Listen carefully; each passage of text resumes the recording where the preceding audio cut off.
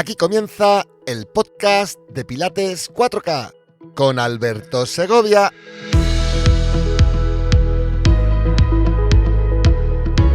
Capítulo 21. La consciencia y la conciencia, tan diferentes como necesarias. Hola, soy Alberto Segovia de Pilates 4K, la plataforma de Pilates en habla hispana, y quiero dar la bienvenida a todos los pilatistas, pilateros y pilateras del planeta a este vuestro podcast, el único sitio en el que además de entretenerte y descubrir cosas nuevas, aprendes aunque no quieras. Cada capítulo está diseñado para ser una píldora de aprendizaje de unos 9 minutos de duración, en el que abordaremos un tema muy concreto sobre este maravilloso método de entrenamiento y filosofía para la vida, que es el método Pilates. También tendremos capítulos especiales de 1 hora aproximadamente, en los que entrevistaré a los mejores entrenadores y entrenadoras del método Pilates internacional en habla hispana, debatiendo los temas de actualidad, comentando sus experiencias personales y confrontándoles ante el testamento según Joe Pilates, nuestro cuestionario más intimista. No te lo puedes perder.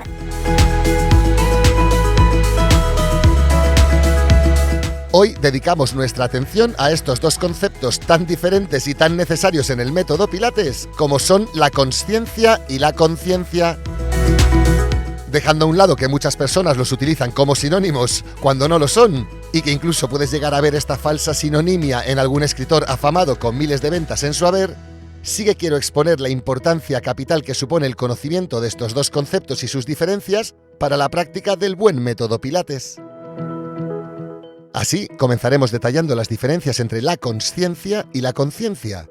Continuaremos platicando sobre la conciencia del método Pilates y finalizaremos el capítulo de hoy viendo la importancia de estos dos conceptos para el correcto aprendizaje y uso del buen método y para tu vida diaria. Comencemos abriendo un poquito el marco conceptual en el que nos vamos a mover para así poder focalizar mejor en la exposición de las diferencias entre consciencia y conciencia. Lo primero que quiero decir es acerca de los sistemas humanos. Porque todos los humanos vivimos y pertenecemos a varios sistemas en nuestra vida.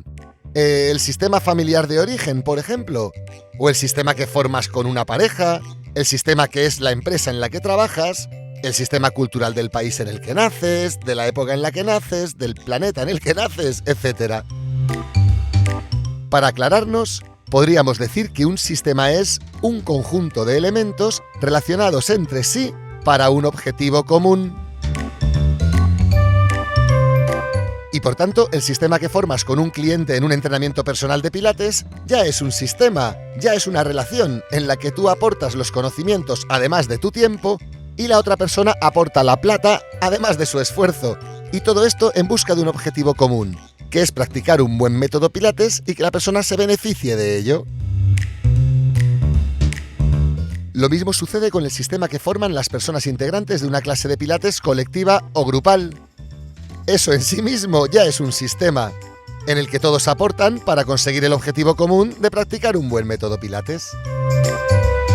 Y aquí es donde viene lo que a mi parecer es milagroso y fascinante. Tanto en el sistema más pequeño del que formas parte, es decir, la relación contigo mismo o contigo misma, como el sistema más grande del que eres integrante, es decir, la humanidad, en todos ellos se cumple sin excepción la presencia de la consciencia y de la conciencia del sistema. Es decir, para que en las relaciones entre seres humanos haya un intercambio saludable y equilibrado durante esa consecución de objetivos comunes, por ejemplo, formar una familia con hijos junto a tu pareja, o desarrollar un proyecto empresarial entre varias personas, pues bien, para que nuestras relaciones funcionen correctamente y consigamos objetivos de forma exitosa, continuamente estamos aplicando la consciencia y la conciencia a dichas relaciones. O deberíamos. La consciencia, por su parte, es universal. Es decir, solo hay una y es para todos igual. Visto de otra manera, o se es consciente o no se es consciente. Pero no se puede ser consciente a medias o consciente a mi manera. Tampoco es posible tener buena consciencia o mala consciencia, ya que la consciencia no es más que una. Y su explicación desde el punto de vista científico sigue siendo un misterio. Así como la consciencia es universal, todos tenemos la capacidad de ponerle consciencia al momento y mirar las cosas tal y como son, sin filtros, sin juicios, sin prejuicios. Por tanto, la consciencia dice algo así como: lo que es, es. Y no entra a valorar si está bien o si está mal, no entra a valorar si es bueno o es malo. Por el otro lado, por el lado contrario, si hablamos de la conciencia, tenemos que decir que esta, lejos de ser universal como era la consciencia, es individual. Es decir, cada uno tenemos la nuestra. Por eso aquí se puede hablar de tener la conciencia tranquila, tener buena o mala conciencia, la voz de la conciencia, etc. Esta conciencia la forjamos en los primeros 10-12 años de edad, aunque se va rehaciendo a sí misma con los años y las experiencias vividas. Tu conciencia está formada por todas aquellas cosas que desde que eras bien chiquito vienes escuchando en tu familia, en la sociedad de tu país, en tu colegio, en tu iglesia, en los medios de comunicación que ves, lees y escuchas, etcétera, etcétera. Y aunque hay ciertas reglas comunes en la mayoría de las conciencias de este planeta, también hay grandes diferencias entre lo que está bien y lo que está mal, según el sistema al que pertenezcas. Pongamos un ejemplo extremo. Pongamos que presenciamos una balacera en plena vía pública y como resultante una persona mata a otra. Este hecho, visto a la luz de la consciencia, no es ni bueno ni malo, simplemente es. Es decir, simplemente eso es lo que en verdad ha sucedido. Una persona ha matado a otra con un arma de fuego. Insisto, ser consciente de ello es una cosa y estar a favor o en contra de ese acto, es decir, si es bueno o es malo en sí mismo, es otra, sin duda, muy diferente. Porque tu conciencia sí que juzga y lo hace continuamente. Es más, posiblemente estés juzgando de mala persona al que apretó el gatillo en nuestro ejemplo anterior. Y juzgas continuamente todo lo que ves que sucede y lo catalogas en bueno o malo según los valores morales y éticos que hayan sido la guía de tu vida y de tu buena conciencia hasta ese momento. Porque sigamos con el mismo ejemplo, pero ahora míralo desde la conciencia de una familia de gángsters de la Cosa Nostra italiana. Puede ser que esa muerte sea tan beneficiosa para el clan, para el sistema, que todos estén contentos.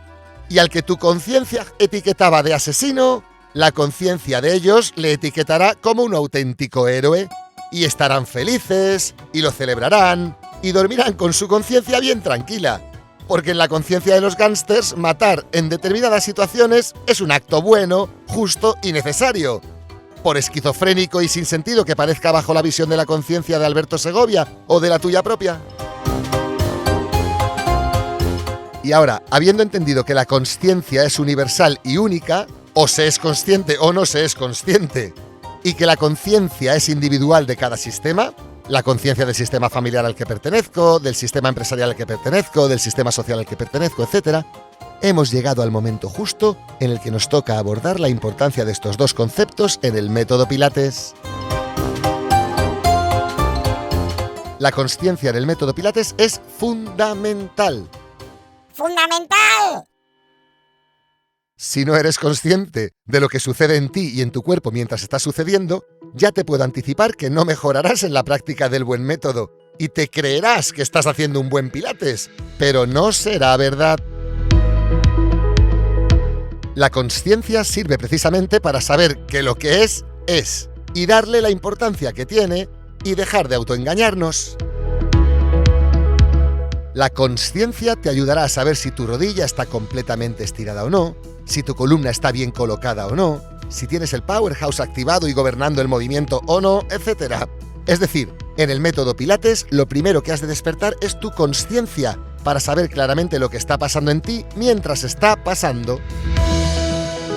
Y una vez que tengas clarísimo qué es lo que está pasando en realidad mientras te mueves, Entonces, y solo entonces, podremos empezar a aplicar la conciencia del método Pilates sobre la forma en que te usas.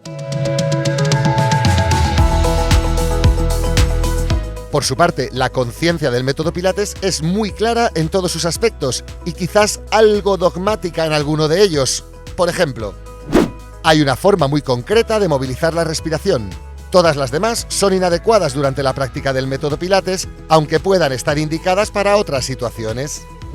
No se realizan movimientos violentos ni bruscos y se minimizan las inercias.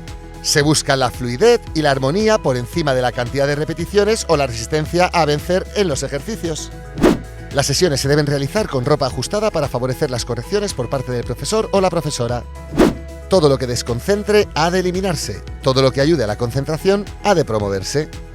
Y sin duda podría seguir exponiendo más normas y leyes que rigen o moderan la conciencia del método, pero espero con estos ejemplos que hayamos conseguido clarificar las diferencias de esta conciencia con la consciencia.